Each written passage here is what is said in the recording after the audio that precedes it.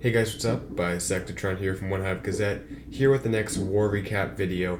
And as you can see, we have two wars that I was away for. I was away for the weekend, like I said. Good to be back, but I missed two very close, very interesting wars that both produced a lot of great attacks. So I'm choosing to take a look at the PwC war, but we could easily look at the Six Schlitzes war because that had equally good attacks and was a lot of fun as well. So I hear. I wasn't really a part of it because, like I said, I couldn't participate since I was away. But both were good wars, and just out of respect, we'll take a look at this war and just kind of show what happened to the bases, just so you guys can see. But anyway, it is the 4th of July, so you guys might hear some background noise. Maybe not. My mic's usually pretty good about not picking that up. If it is, I can probably edit it out, but it's a possibility that it might sound like I'm in a war zone when you hear this video. So let's hope that's not the case. And anyway, this is the Six Schlitzes War. Let's go ahead and go back to the war log and look at the PwC one, which will have the attacks. We have a lot of attacks to look at today, so we'll get right into it as soon as we go through the bases real quick. We had 4 Town Hall 11s, so they did a good job 3-starring the bottom 2, then got all of our 10s and below 3-starred, which is something that we're seeing a lot more, is all the 10s getting 3-starred. Not that common, but it's something that this clan was able to do. You can see 1 star or 2 stars were missed because we did not 3-star number 3, and number 2 got away with a 1 star, unfortunately. Who knows what was going on towards the end of war? I wasn't there, so could have been pretty chaotic. And then a few little hiccups in the 10s. Honestly, I don't think typically that all the 10s will be 3-starred in a high-level war, but I might be wrong. Maybe that's kind of old times, and nowadays all the 10s are getting 3-starred. Maybe that's the case, but I think they just had a really good war. Something for our base builders, me included, to sit back and try to figure out how we can prevent some of their attack strategies. And they use some very interesting stuff that I haven't really seen before. And out of respect for the bases right now, I'm not going to show it, but I might ask a few of our guys if I can show their base, just because these attacks were pretty unusual, and I think it's something cool that needs to be shown to people. Because like I said, it's awesome when this stuff gets out there and starts to inspire people to come up with even more new stuff. So anyway, that being said, let's take a look at some of the attacks that we did.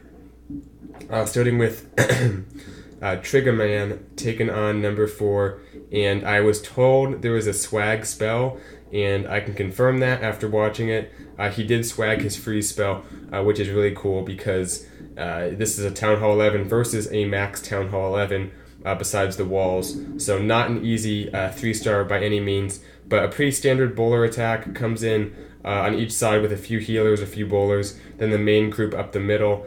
And luckily, a few healers do reroute back on into the base. You almost kind of need those outer bowlers to die, because like I said, it's very important that the healers get on the bowlers. Now, the Warden does help with his ability, but that only lasts for a few seconds, and you need at least 1 or 2 healers in there getting the heal effect, or else those bowlers, which don't have a ton of hit points, start to go down. So luckily, at least 1 healer goes, helps out in that area, and then the other 2 are chasing around the other side for a while. But anyway, everything kind of goes off to the bottom here. They take out that first Inferno. Those 2 healers actually do make the long journey on over and stay out of range of the air defense, so that's awesome. And everything just kind of moves around in the circle here. I don't think anyone could have predicted this, but all 3 of his heroes are still up, and the King and the Queen have their abilities, plus has a ton of bowlers, and because everything's so bunched up, it's kind of like the HG-HB strategy. Everything's so bunched up that the healers get that splash heal, and pretty much everything's at full health as they turn the corner here. We'll go ahead and go times 2 because it's just so slow as everything moves around. Basically, they're just going from defense to defense, taking out these trash buildings as they go.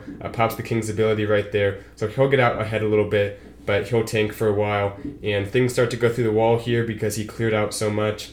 The Queen makes her way on in, losing quite a few troops here, but has the Queen's ability, and I think like 3 healers on her, so she's doing just fine. At this point, down to just the Queen, but you can see he never used that freeze spell, and maybe there was a place for it, but I think he was kind of waiting for it and then just never really saw the use Probably was going to use it on that Inferno, but right here it doesn't matter.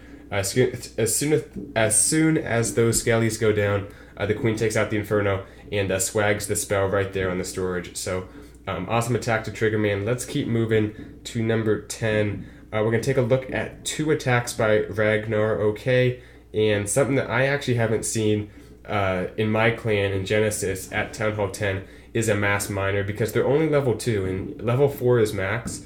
So it's not like you can upgrade them to level 3. But still, they're very powerful at level 2, as shown by these next 2 attacks.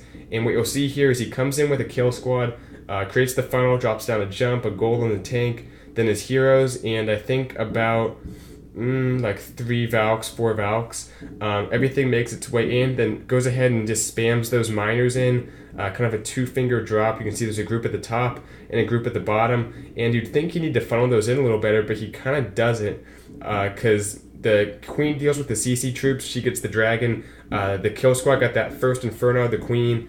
So that's all important. And then has these. Well, he had 4 heals. Now he's down to 2 because he dropped those first 2. But the miners just make their way through. They don't take that much damage because they go underground. The group up top did a fair deal of damage. They're actually still moving through the base. And the Queen is still up doing some damage as well. She's out of range of all the defenses. So anyway, things kind of keep moving through. Right there, a few miners go down to the Inferno, but one of the power of this strategy, because typically you can't heal troops when they're near an Inferno, it just isn't worth it. But the miners, when they go underground, they can't be targeted by the Inferno, but they do get the heal benefit. So if you heal those miners, even near the Inferno, when they're underground, they'll get healed back up to pretty much full health. So it's very powerful, unless they hit like a double giant bomb set, which typically will kill them because it's like 500 DPS, whereas they have 550 HP, so it pretty much will kill them unless they're at full health. But besides that, they really are pretty much pretty tanky, and the Inferno isn't like unusually strong against heal like it is for any other troop. You can heal them pretty much under an Inferno, and as long as they're not like in too small of a group, when they go back underground, they will get that heal benefit. Because the Inferno cannot target them. So anyway, things kind of thin out right here, but the Inferno is the second to last building to go down, which shows that it's not as important to take out on a miner attack as it is on pretty much any other Town Hall 10 attack. So awesome job there. One more attack by him, and then we'll get to the Town Hall 9s. Okay, so we have pretty much the same army comp. The 1 jump, the 4 heals.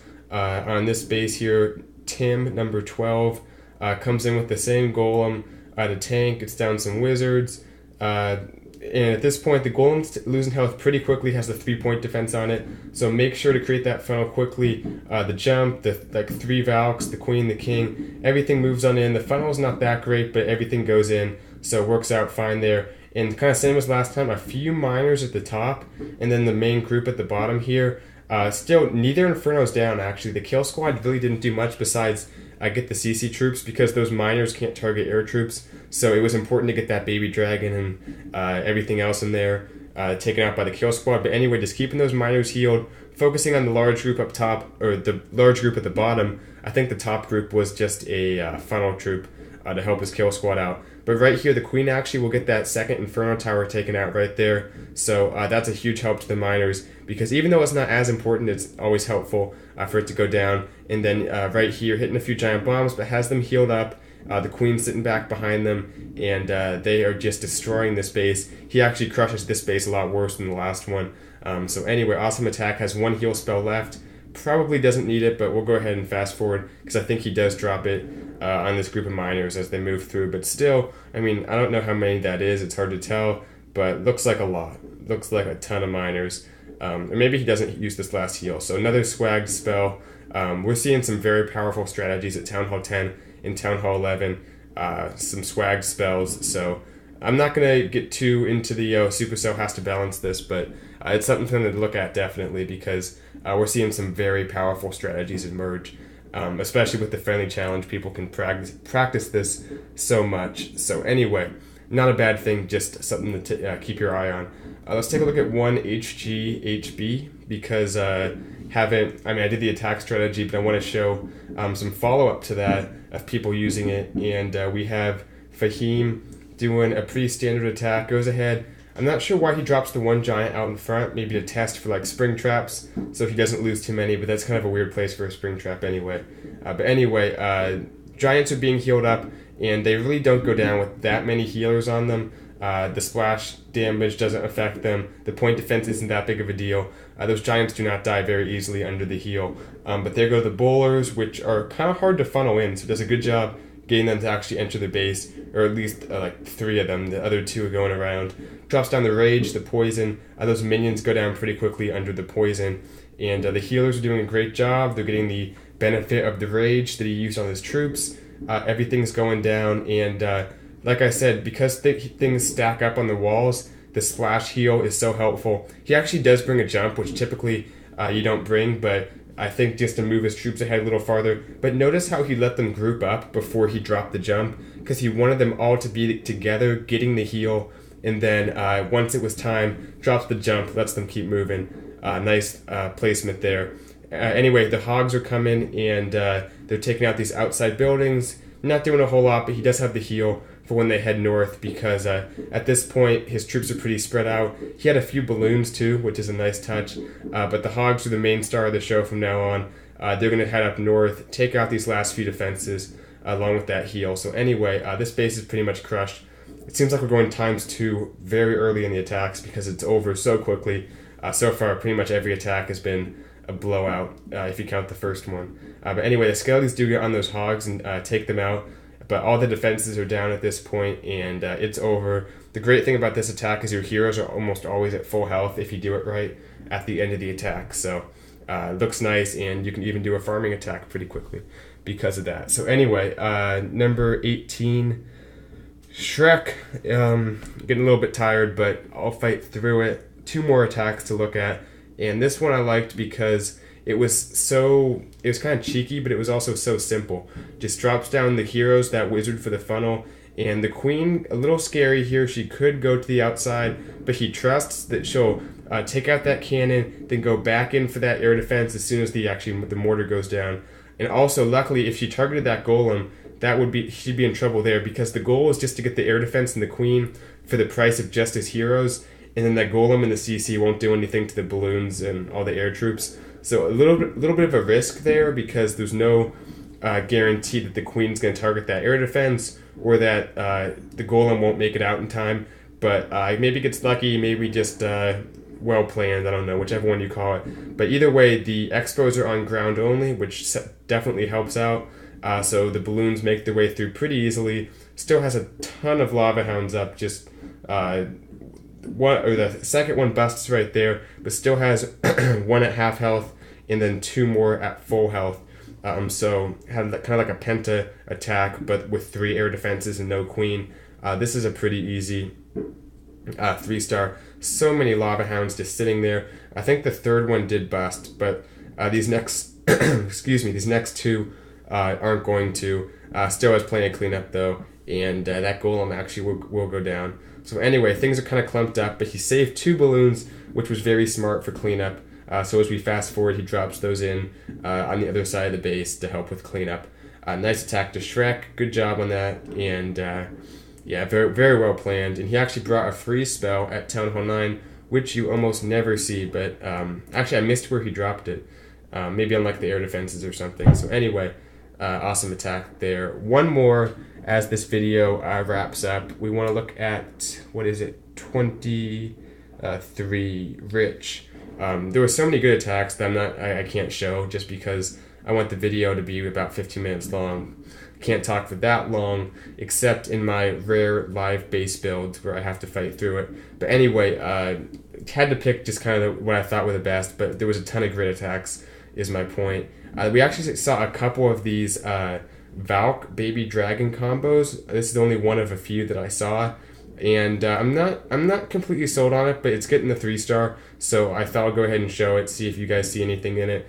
But to me, it seemed like the baby dragons are kind of just for getting trash buildings, which I think is a lot to, because these take up 10 troop space. So not hating on Rich or anything, but the strategy just doesn't seem like it's something to me. It is working though, and you can't argue with success. So maybe it has more potential than I see, but Anyway, comes in with the Valks, the bowlers behind. CC of bowlers there I didn't mention, but Valk bowler baby dragon combo. Keeping those Valks healed up, and that golem actually does a lot of damage, if you might have noticed right there, when it explodes. So keeps them healed up, which is important, and they keep moving through the base. Pretty easy funnel there for the Valks. But here come the baby dragons on like the outside of the base, and I guess they do get in and get some of these point defense taken out. I will give them that. They get the Archer Tower, a few of those Teslas. This actually was a pretty nice attack with the baby dragons, because they are getting a few defensive buildings rather than just trash. But anyway, the last air defense will go down as soon as the queen gets in there to take it out. So once that's down, the attack is the raid is pretty much over, because it still has all these baby dragons that can't be hurt that much by Archer Towers.